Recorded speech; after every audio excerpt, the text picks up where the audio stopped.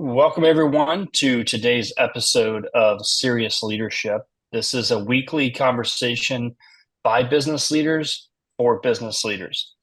If this is your first time, welcome. We are glad you're here. If you've been on before, you're probably familiar with the process. We have a member of our executive network on today who's going to talk about an issue in which she is a subject matter expert.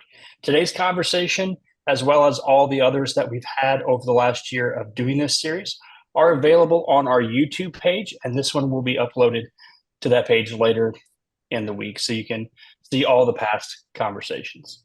To lead today's conversations, I want to introduce the president of Cerius, Kristen McAllister. Thank you, Chris. I am so incredibly excited and honored to have Rossann Williams joining us today. She's former EVP and president of North America Retail for a company we know, love, spend our children's inheritance at, Starbucks Coffee Company.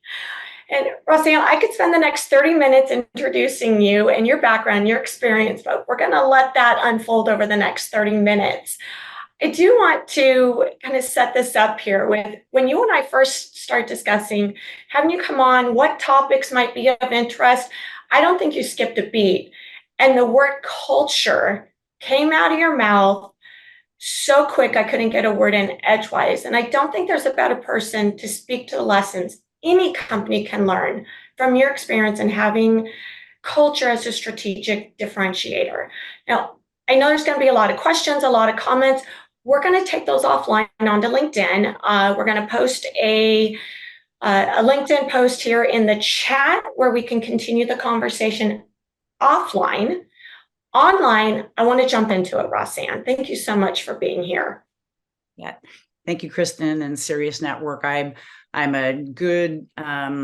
I admire what you're doing. I admire what this group of incredible leaders are doing and executives are doing, and I feel very honored to be a part of it. So excited about the conversation today, and hopefully that wasn't any feedback that you gave me that you couldn't get a word in edgewise, but you guys will find out. I'm very passionate about culture, so you won't be able to get a word in edgewise, I'm sure. So thank you for that very honest introduction. I'm more than okay with that. So let's jump in. I want to make sure that we're all on the same page and set the stage here with what you see as company culture and maybe how you defined it at Starbucks. Sure. And some of this is going to be a little bit of mixture of my personal opinion and perspective and experience. So I just want to say that as a caveat. Some of it obviously is going to be representative of the work that Starbucks has done over the years that I've been a beneficiary of. So it's going to be a little bit of a mix of the both, but I appreciate the question because I think culture, with all the books, we've all read all the different experts about what culture is and what culture is. And to me, it's not an esoteric notion whatsoever at all. And in fact, the definition that I love the most is from kind of the pioneer of modern anthropology named Franz Boas. You guys may know him.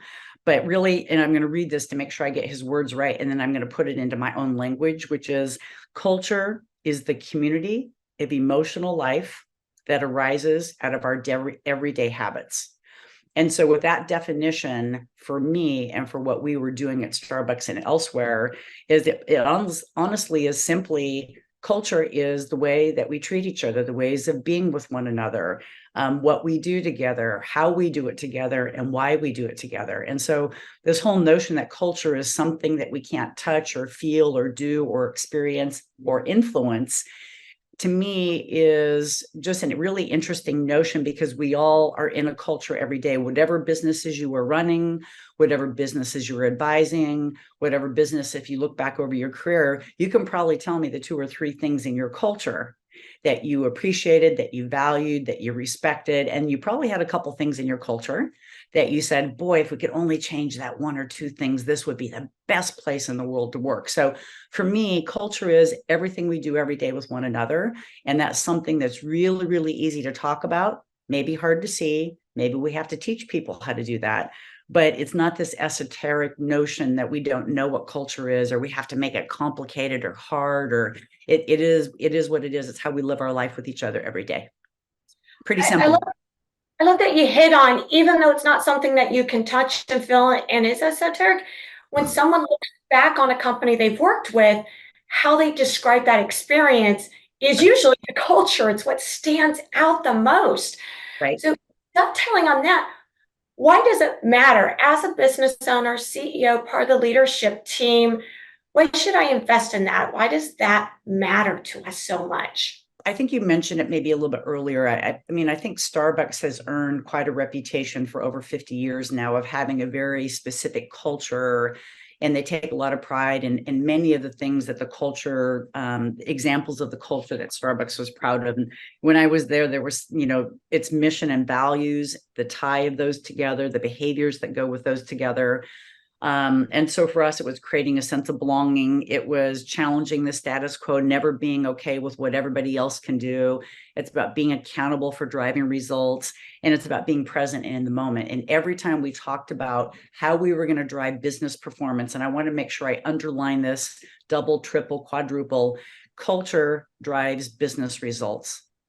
Whatever your culture is, whether it's a good culture, a healthy culture, a bad culture, an optimistic culture, whatever the culture is actually driving business results. And for me, that is the reason why talking about culture, exploring culture, making culture visible, because none of us as leaders, at least I know I hadn't as a leader, ever been taught, well, here's how you look at culture. Here's how you talk about culture. Here's how you manage culture. Here's how you measure culture.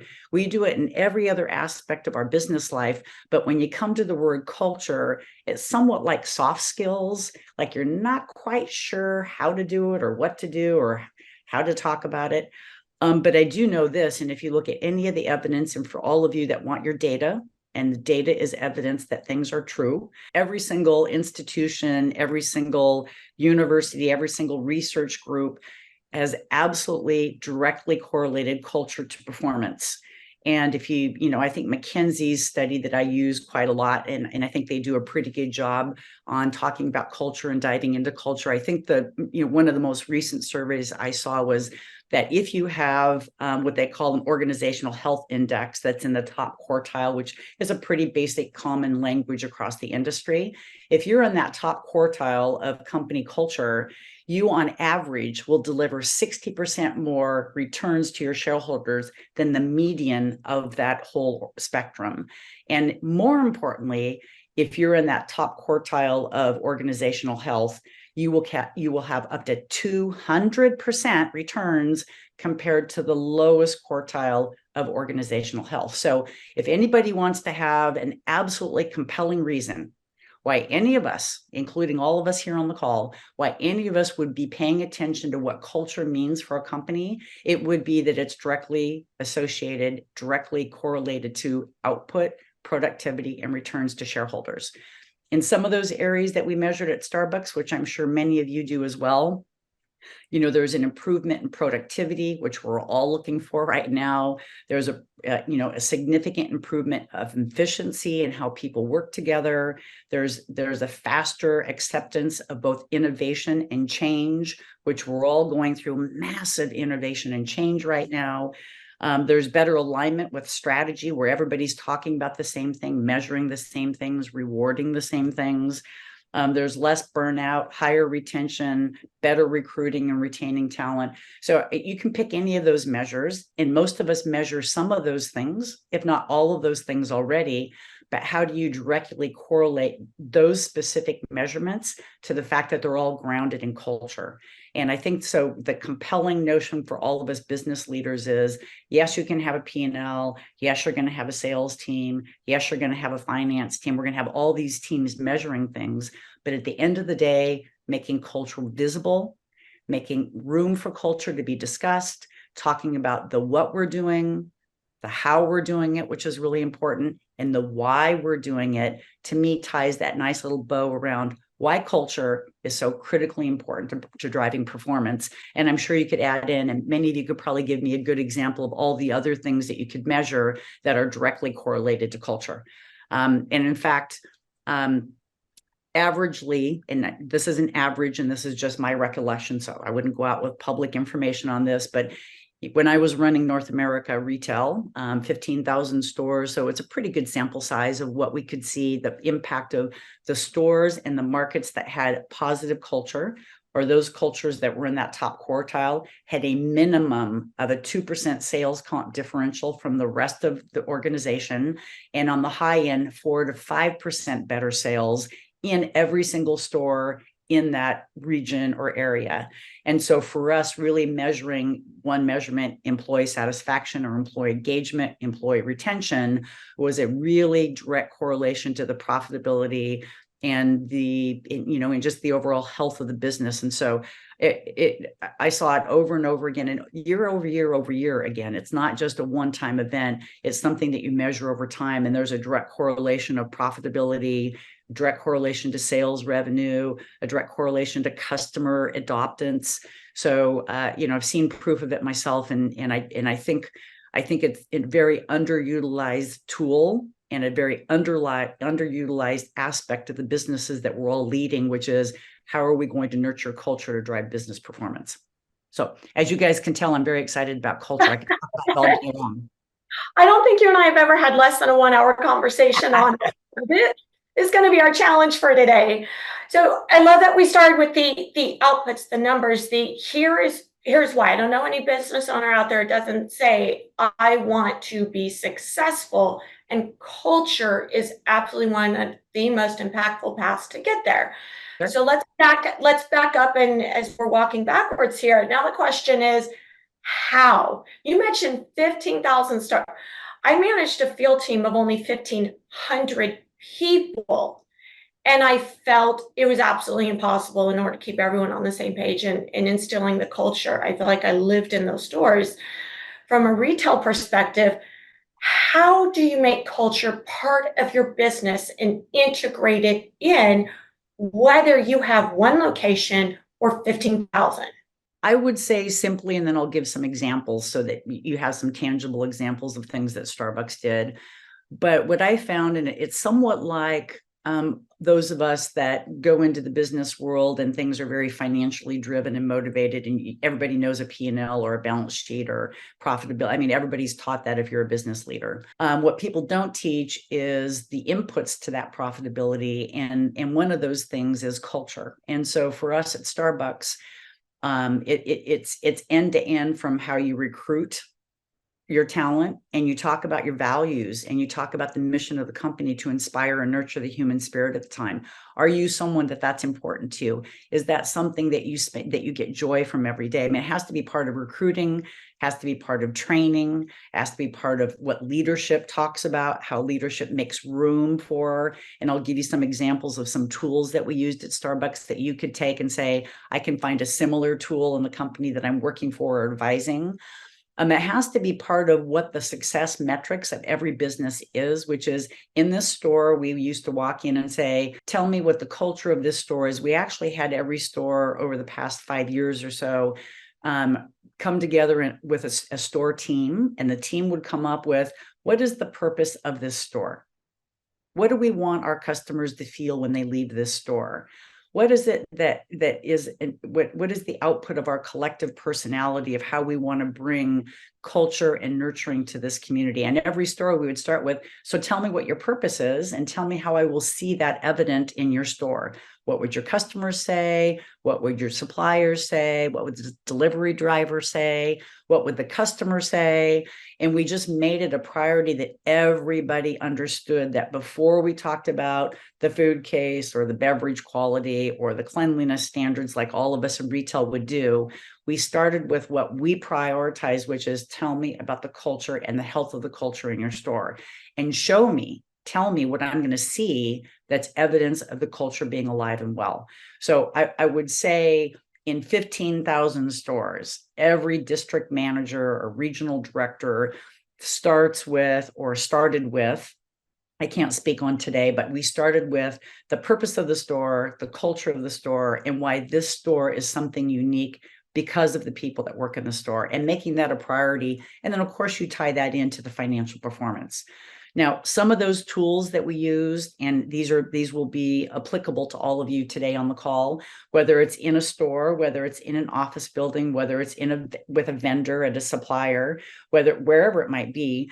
A couple things that we did is you have to make a commitment to yourself that you're going to make culture visible. Like, you have to talk about it. We're going to create space. So some of the things that we did in the meetings, there was always a portion of the meetings that we would pause and say, okay, are we aligned on what we're doing? Are we aligned on how we're doing it? And are we aligned on why are we doing it? And everybody in the meeting would contribute to that conversation as just a little pause to say, are we culturally talking about the things that are most important? As you probably all know, culture is passed down by generations and has been passed down by generations by storytelling. What's a story that a customer brings into the room? Tell me about the last customer you talked to. Tell me about the person that just quit. Why did they quit? What was wrong with our company and our culture? What can we learn from their experience? So this notion of making space for storytelling and sharing stories and sharing what people's perspectives on the business is really critically important. And again, wherever you might be, wherever you meet, wherever you join, and we already do that storytelling at the water cooler. We all know what that kind of storytelling is, right? So it's about how do you create space to have a very productive storytelling environment. I think there's rituals. One of the things at Starbucks that we did, and it was really easy because we were a coffee company, but every meeting we started with a coffee tasting. We talked about the coffee. We talked about the farmers. We talked about why we did the work with the farmers. We talked about the impact to our customers in the neighborhoods. Whatever is applicable to you and what you do in your company, there's a software product, a technology solve, a financial tool that you can bring to the table to say, here's how this tool is helping customers. This is what our customer is telling us about it. Here are the things that we still want to improve, but bringing the rituals and storytelling into the room and making it visible so everybody knows it's important is a really critical tool if you want to make sure that culture is actually driving performance. And then I would say recognition, how you create space for people to talk about what they're proud of, what they've accomplished, what they need from other people in the room. Again, the culture of what we're doing, how we're doing, and why we're doing it. Those three things are key to bring into almost every conversation. And believe me, like all of you or many of you, how am I going to find the time? You'll find the time if you make it important. It's 5-minute conversation. It doesn't need to be an hour. It doesn't need to be an offsite. It doesn't need to be all these leadership retreats, which sometimes I think are counterculture. It's the 5-minute conversation. It doesn't really take that much time. And I promise you, I guarantee you the outcome and the result you'll see from it will be really, really worth your while. And what's impressed me is one of the challenges that we see a lot in companies and where business owners are really struggling with is all of those new junior managers, those individuals who used to be individual contributors. Yeah. And now they need to be the one leading those conversations. They need to be the one instilling the culture. How did you train them on, rather than being part of the culture, to leading the culture and helping to instill that, especially as they're onboarding employees? It's something that a lot of business owners struggle with. Yeah. Well, I was one of those individual contributors. So I've been on that journey, like probably many of you on this call have been on that journey yourself. And so what I would say is, because we're not taught what culture is for most of us business leaders, it wasn't part of any of my training or school or certification or whatever. You have to make the time to teach what that is. So as an individual contributor moving into managing others, you have to do a couple things. First of all, you have to teach the skill of how do you manage other people. Otherwise, all of us were promoted because we were the best workers. I could do it faster than anybody. I could do it if somebody made a mistake, I just do it over, and I didn't really give anybody any coaching on it. We all are stretched on time. So you have to be able to make the time with every individual contributor that steps into a managing others. You have to spend the time skill building. And the skill building part is not the technical part of the job, which is how do you make a drink, or how do you sell a piece of software, or how do you design a store, whatever the business is you might be in. It has to be the soft skill of how do you pause and ask questions that you don't have an answer to? How do you pause and ask a question to see how other people are thinking through things? How do you pause to ask a question to follow up on what somebody accomplished? And it may not be exactly the right outcome, but how do you stop and pause and ask a question about what did they learn from what they did? And that the powerful pausing to teach someone the skill of asking questions and not having the answer is super critically important for an individual contributor, because otherwise, at least at Starbucks, what would happen is you would promote the very best store manager. They couldn't do anything wrong. And you put them in a district manager job. That was the next step. And they just went around and ran 12 stores. They weren't really developing people. They weren't developing talent. And so part of that teaching to ask questions is a really important part of culture, because you're doing the storytelling, you're doing the, what are we doing? How are we doing it? Why are we doing it? So you're role modeling what culture keepers are. You're role modeling how to build culture, but you have to have the step of teaching that skill, because it's not intuitive for most of us. I know it was not intuitive for me. So, and then I would say is you have to let people make a mistake, and you have to go back and follow up. And the thing that we're all challenged with, I know for me, is to go back in with that difficult conversation is, so it didn't turn out the way we thought it was. What was your intention? What did you learn? And what's going to be different next time? And so that teaching the individual contributor how to make their own decisions, how to make their own mistakes, and then celebrating the heck out of when they get it right, so they understand how it feels like I can make my own decisions and be successful. So I think those are some of the foundational pieces. There's all sorts of different models that you can use. One of the things, Kristen, you and I talked about is we taught our district managers this very simple model of, there's a third person position, which many of you may already use. So the first person is the store manager, first position. The second position is the district manager, and they're having a little bit of an emotional conversation about something that didn't go right. And you're standing in a third position like you're watching a movie. So you have no emotional attachment to what that conversation is. You're not caught up in the mistakes. You're not caught up in why it didn't work. You're not caught up in the frustration. You're just standing there watching the conversation like you're watching a movie. Then you put yourself, what is the right question I need to ask to help this conversation move past this point in time? And I still use it myself today, which is when I have an emotional response to something, which we all do, because we're all passionate leaders and we all love what we do. We take a lot of pride in what we do. When I have that trigger of an emotional response, I have to get back into third position to say, okay, what am I seeing in this movie? And how do I help move this conversation forward by asking the right question? So there's all sorts of models like that we use that I think are really, really impactful for those first time individual contributors finding out how to manage a larger portfolio that probably includes other people. And you mentioned in there leadership and leading by example. We know that culture, good and bad culture, starts at the top. So when you look at culture being your differentiator, and you've got some examples that starts this, how did you set the example as top leadership? Well, depending on how you organize your time, I mean, it has to be a priority. So if you say financial performance is my priority, and then culture driving performance is a priority, financial metrics, HR metrics, whatever it is, but you personally have to make a commitment that nurturing culture, measuring culture, making culture visible, rewarding culture is really, really important. It has to be a priority for you as a leader. And I can give so many examples of new markets that we entered into. So when I was in our European market, I'll give an example. We opened our first store in Romania. And as many of you may know, Romania is a very different culture. It's very Eastern European. I hate to make generalizations of cultures, but maybe not as emotionally vulnerable as maybe some other cultures, like maybe in Spain or Italy, where people are hugging and kissing, and it's just part of culture, and they use their hands, and there's lots of emotion. And part of what I had to do as a leader and other leaders in that market is, from the very first day we set foot in Romania, we would talk about building stores, and then we would make time about talking about culture. What type of people do we want to hire?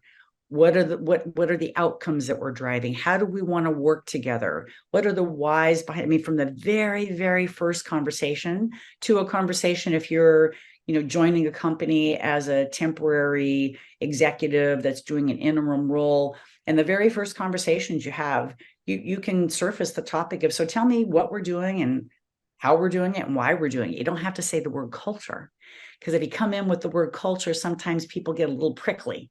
Like, what are you doing? Are you talking about the soft skills? Are you talking about, we don't talk about culture here. Why are you asking about culture? But you can find ways as a leader, whether you have a permanent role in a company or whether you're in an interim role in the company, to find ways to explore and investigate what people are doing, why they're doing it, and how they're doing it. And then having those conversations on an ongoing basis will open the door, because now you're making it more visible without even saying the word culture. But you as a leader and your team and how you reward and recognize your team all has to be directly correlated to making culture part of how you're driving performance. Hey, there can't be a day that goes by that there's not at least one conversation about the what, the why, and how. I love it. And I'm seeing a lot of heads nodding here as you're talking to a room full of experts, leaders, and those challenged in culture have been challenged in the past. I really want to invite everyone to click the LinkedIn post in the chat and please share your experiences with Rossann and ourselves. I think that ends up, the collective of our experiences really end up being a great tool. And as we start to kind of put this into a nice little bow and wrap this up, I always like to think about this in terms of, if you, Rossann, were to sit down with a business owner who is struggling with culture, they want it to be a contributing factor to performance. They want it to be a differentiator. What's some advice or tangible takeaways that you would give them to say, here's a few things that you can do to start instilling culture as a differentiator in your company? Mm-hmm. Well, the first thing I would say, and I hope this is not condescending in any way to anyone on this call, but to be honest with you, if you sit down with a leader that's saying, I want culture to be a driver for my business, the first thing I would say, maybe think and not say, is that your culture is already driving your performance. Now, if you want to change your performance, let's talk about how we change that, because you already are driving whatever the culture is. But if you're not happy with the outcome of the culture that you have, and remember, culture isn't something that you rebuild or you start. Culture is already around us every single day. So I would start exploring, well, tell me about what parts of the culture do you find frustrating, or is there friction on, or what is not working the way that you think it should? Or if you asked your people what they're proud of in this culture, what would they tell you? And is that aligned with what you believe as the owner of the business is?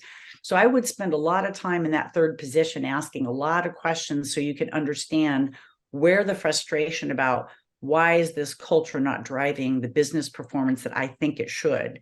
And then you start digging into, like, well, let's observe in the next meeting who is contributing, who is collaborating. So then you kind of have to go on a little bit of an exploration to go see what you're frustrated with, so you can identify the behaviors.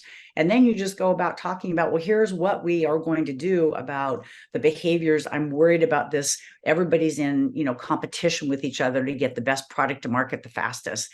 That's not really who we want to be. We want to be, all of us want to be celebrating that next product to market. How do we make that a team effort versus an individual contributor effort? And you just start bringing up some of the things that you observe, some of the things that are obvious. Go talk to your customers about what they think about your brand and what they like or not. Go talk to the people that work there with people that haven't worked there. So you, as we mentioned earlier, Kristen, if I asked everybody and we asked everybody, like, share the last company or the current company, what are the things that you love the most? You already know what the culture is, because you're just explaining what it is just in a word. And then the opposite end is, what are the things currently that drive you nuts, that if you could change it would make this the best job you could have? Those probably also have their roots in your culture. And then what do you want to do about it? How do we collectively talk about some solutions? And it's all, it's the meetings. How do you spend time? It's the rituals. It's the storytelling. It's rewarding behaviors. It's really not hard work, because you're already doing it. You just want to change it. So that's what I would say in a short as answer as I can make it. I love that you use that same third person. Let's step back, and as though we're reading a court transcript, what's being said, what is it, how do we feel about that? And having that discussion of behaviors up front, it gives us a basis for discussion when they're happening. Exactly. Saying, we're identifying, this is the behavior we agreed not to do. How can we support you and adjusting it or what's triggering that behavior. Just having those discussions. How do you go about doing those in a way that is collaborative versus defensive? Wow, I think we have a whole nother podcast or webcast that we could do on providing feedback and giving perspective to others.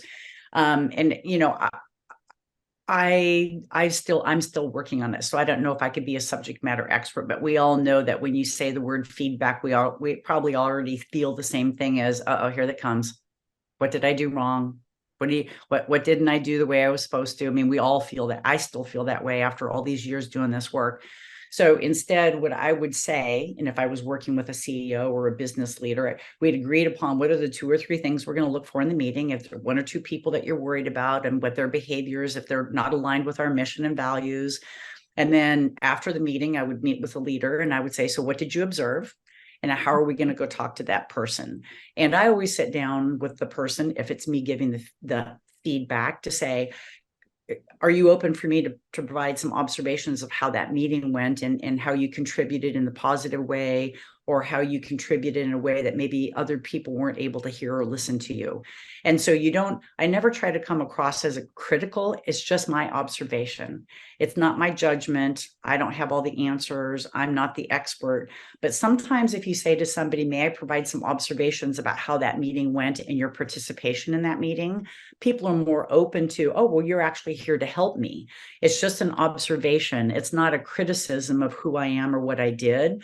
And then talk about, so what can you do different? The next meeting, what would you like to try differently to see if you can get a different outcome? And I'll be there to cheer you on all the way. It's building those relationships and being really, really authentic and honest without being the judge. And I feel, to me, because I am very judgmental by trade, there's right or wrong. I was raised in that era with my parents. This is right, this is wrong. I've had to work my entire career to get out of this is right or this is wrong, versus trying to get Kristen in that third position as, what am I seeing? What can I learn? And how do I ask a question to move the conversation forward? So for me, that's been really beneficial. But you have to, and it has to be immediate. So if you see a behavior in a meeting, or a behavior when you're with a client, or a behavior when you're with a supplier, and it's not what you're looking for, you have to make the time to sit down and have the conversation, because it's not going to go away unless you do. And I think a lot of times, at least I have in the past, put up with things for longer than I should have. And then I get at a boiling point, and then I don't have a very productive conversation. And then the outcome is exactly the opposite of what I was hoping for. So, but again, I could talk about that. And if anybody wants to reach out, I'm happy to help in any way I can. Thank you so much. And as a leading subject matter expert, and your passion on culture being a company's differentiator, I absolutely appreciate your advice, your stories, your experiences. And I know that you've got a passion moving forward for this. What would be the one thing that you would say to anyone on this call who is looking to make culture as a differentiator? Do one last piece of advice. Oh, wow, that's a big question. Make it a priority for you personally. Love it. And whatever that means, go explore, go educate yourself, be curious, network with other people, study companies that you admire their culture, study companies that you don't admire their culture, because you're going to learn something there too. But make it a priority for yourself personally, and you'll always find your way. I love it. As culture being, as Chris always says, that's the North Star. Where do we want to get to? Rossann, thank you so much for joining us today. Again, click the chat. I can see we've already, in our chat, we've already got questions, comments, agreements with you. Please feel free to reach out on LinkedIn. And this is not the end of it. We'll continue the conversation on, I'm guessing, another webinar or podcast, and offline on LinkedIn. Thank you so much, Rossann. Thank you, Kristen and team. And thank you, everyone, for joining today. I'd love to hear your thoughts, because I'm still a curious learner, and the more I can learn, the better leader I can be as well. So thank you for your time today, and look forward to seeing you again. Fantastic. Take care, everyone.